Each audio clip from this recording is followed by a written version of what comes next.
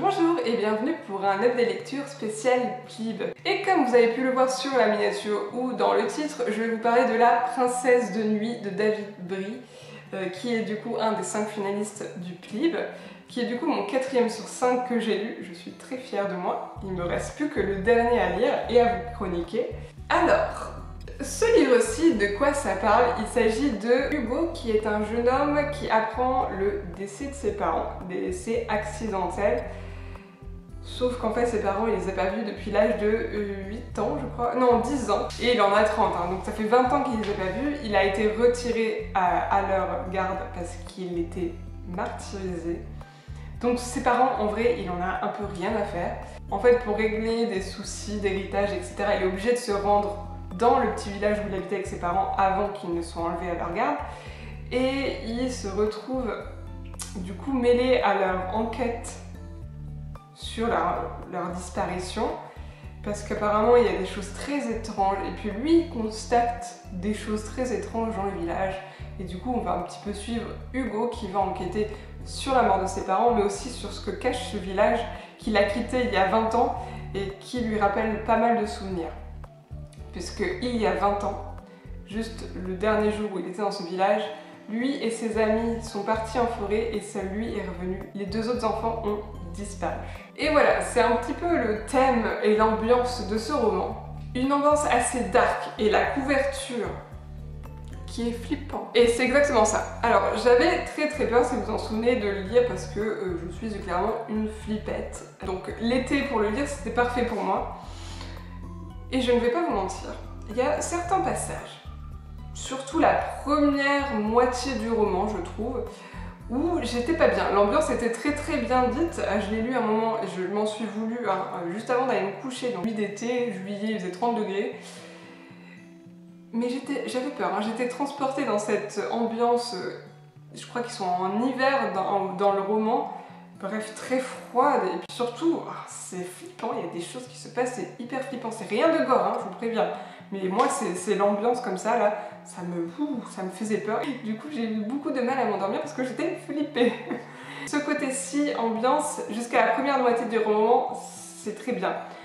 Après, c'est un roman qui se lit très vite, qui s'enchaîne très vite, et je trouve que l'enquête va un peu vite pour moi. On voit beaucoup de personnages, ça part beaucoup dans tous les sens, on a des allers-retours entre passé et présent qui sont peut-être pas forcément pertinents des fois. On a envie de savoir ce qui est arrivé à Hugo et à ses 2 amis, donc Sophie et le petit garçon que je me souviens plus le nom. Et du coup, ces quelques passages dans le passé sont intéressants, mais des fois un peu trop longs. Je pense qu'ils auraient pu être un peu courts. Et surtout,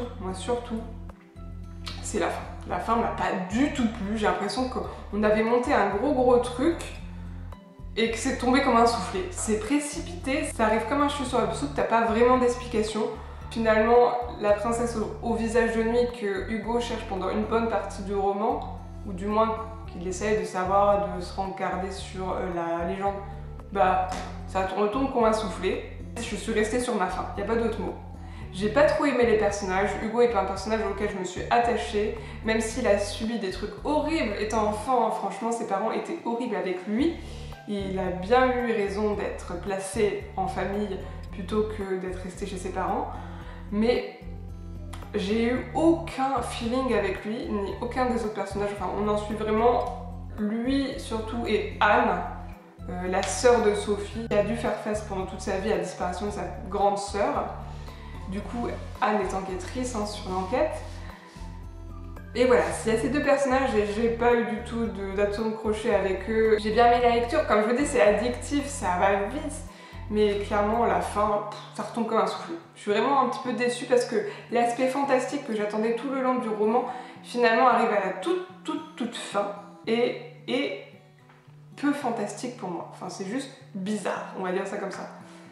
C'est fantastique, mais je peux pas dire non plus que c'est pas fantastique, mais ça arrive tellement tard que finalement le roman est plus un roman d'ambiance que vraiment un roman fantastique ou un roman d'enquête. Et j'ai pas retrouvé la plume de David Brie que j'avais pu avoir dans Que passe l'hiver, qui était beaucoup plus enchanteresse, beaucoup plus, franchement, magique. Enfin, moi je préfère rester vraiment de la vraie fantasy, alors que là on est vraiment dans du horreur fantastique je pense, même si l'horreur, comme je vous l'ai dit, il n'y a pas de gore. ça y est pas de gore, mais ça peut faire peur pour les gens qui sont un petit peu sensibles comme moi. Je pense pour ceux qui sont habitués aux films d'horreur, niet, zéro, ça va pas vous faire peur à mon avis. Et c'est pour ça, ce livre est entre deux chaises, je pense, pour moi. C'est un peu dommage. Et donc voici pour mon avis, hein, vous en doutez, ça sera pas mon top de tous les finalistes. Hein. Il y en a eu d'autres, j'étais bien plus enjaillée.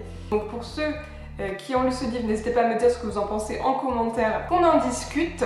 Et moi je vous retrouve bientôt dans une prochaine vidéo et bisous bisous.